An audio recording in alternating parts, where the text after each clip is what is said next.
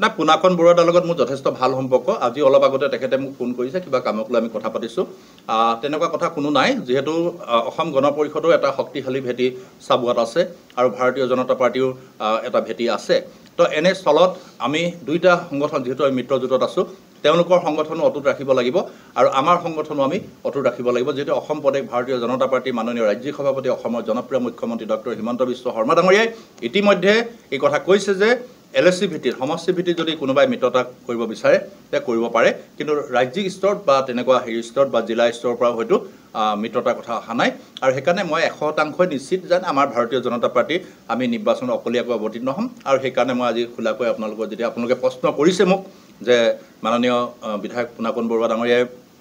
যেহেতু আমালৈকে এই কথা কৈছে তো আমিও তেখেতলোকৰ দলটোলৈ শুভেচ্ছা থাকিব যেহেতু আমাৰ মিত্ৰজোঁটৰ আমি এটা দলত আমি একেলগে অন্তৰ্ভুক্ত হৈ আছোঁ তো সেইকাৰণে তেওঁ কোৱাটো মই খুব ভাল পাইছোঁ আদৰণি জনাইছোঁ কিন্তু এইটো সম্ভৱ নহয় কাৰণ এইটো চবেই লাগি আছে এটা অসম গণ পৰিষদৰ কাৰ্যকৰ্তাসকলেও লাগি আছে যে নিজৰ দলটোৰ পৰা তেওঁলোকে প্ৰতিনিধিত্ব আগবঢ়াব আৰু আমাৰ দলৰ কাৰ্যকৰ্তাসকলেও লাগি আছে সেইকাৰণে এইটো অসম্ভৱ অবান্তৰ অবাস্তৱ কথা হয় ইতিমধ্যে আমি ৱাৰ্ড স্তৰত আমাৰ আঞ্চলিক পঞ্চায়তৰ ক্ষেত্ৰত আমাৰ দলক পৰা ইতিমধ্যে পেনেল আমি বিচাৰিছোঁ সেই পেনেলবিলাক মই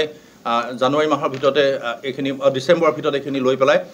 স্কুটনি আমি আৰম্ভ কৰিম আমাৰ দলৰ মণ্ডল 3টা মণ্ডল আছে 3টা মণ্ডলৰ লগত বহি পেলাই আমি স্কুটনি কৰি লিষ্টখন শ্বৰ্ট কৰি পেলাব কাৰণ এতিয়া বৰ দীঘলীয়া লিষ্ট হৈছে কোনোবা জিলা পৰিষদৰ কাৰণে 10জনে আবেদন কৰিছে কোনোবা আঞ্চলিক পঞ্চায়তৰ সদস্যৰ কাৰণে 8-10জনে আবেদন কৰিছে ৱাৰ্ড সদস্যৰ কাৰণেও বহুতে আশা কৰিছে সেইকাৰণে এই গোটেই দীঘলীয়া লিষ্টখনৰ পৰা আমি শ্বৰ্ট লিষ্ট কৰিব লাগিব 2জনীয়া 3জনীয়া পেনেল প্ৰস্তুত কৰিব লাগিব এইখিনি মই ডিচেম্বৰৰ ভিতৰত শেষ কৰি পেলাম মই যোৱা বৰ্ষত 2016 চনৰ পৰা 21 চনলৈকে চাবুৱা বিধানসভা সমষ্টিৰ সেৱক হিচাপে মই কাম কৰাৰ সুযোগ পাইছিলোঁ 2021 চনত অসম গণ পৰিষদক এই আসনখন এৰি দিব লগা হৈছিল আৰু মোক লাহোৱাল বিধানসভা সমষ্টিৰ পৰা প্ৰাৰ্থিত্ব প্ৰদান কৰিলে আৰু মই লাহোৱাল ৰাইজে মোক প্ৰায় 18,000 ভোটত তাৰ পৰা মোক জয়লাভ কৰালে সদায় মই চিৰকৃতজ্ঞ দুইটা বিধানসভা সমষ্টি সেই সময়ত এতিয়াতো বৰ্তমান ডিলিমিটেশ্যনত প্ৰায় এটা পাৰ্ট ডিব্ৰুগড়লৈ গৈছে এটা পাৰ্ট মৰাণত সোমাইছে মই সকলোকে ধন্যবাদ আৰু কৃতজ্ঞতা জনাইছোঁ তেওঁলোকে মোক যোৱা নিৰ্বাচনটো যথেষ্ট সংখ্যক সঁহাৰি জনাই অসম বিধানসভালৈ বিধায়ক হিচাপে নিৰ্বাচিত কৰাৰ কাৰণে দ্বিতীয় কথা হ'ল দুইটা সমষ্টিতে মই এটা অভিজ্ঞতা পৰিপুষ্ট হৈ আছোঁ কাৰণ চাবুৱাৰ জনগাঁথনি আৰু বৰ্তমান লাহোৱাল সমষ্টিত মই খুব কম সময়ৰ ভিতৰতে বহুখিনি কথা লাহোৱালৰ পঞ্চায়ত আগতেতো মোৰ অভিজ্ঞতা নাছিল ইমান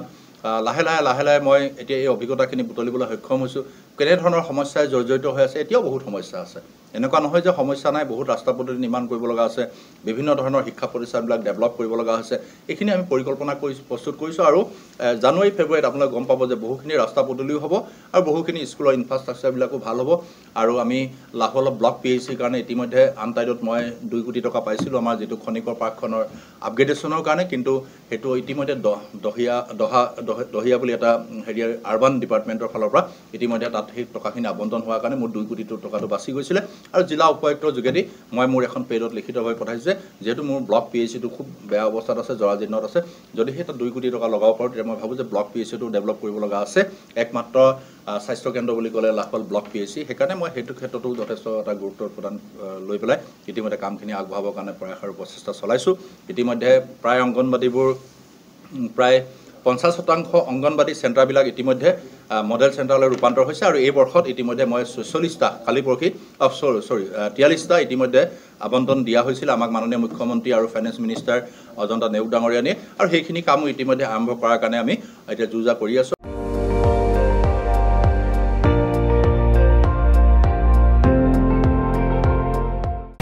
আপুনি চাই আছে ND24 সৰ্বশ্ৰেষ্ঠ নহয় সৰ্বোত্তমৰ দৌৰ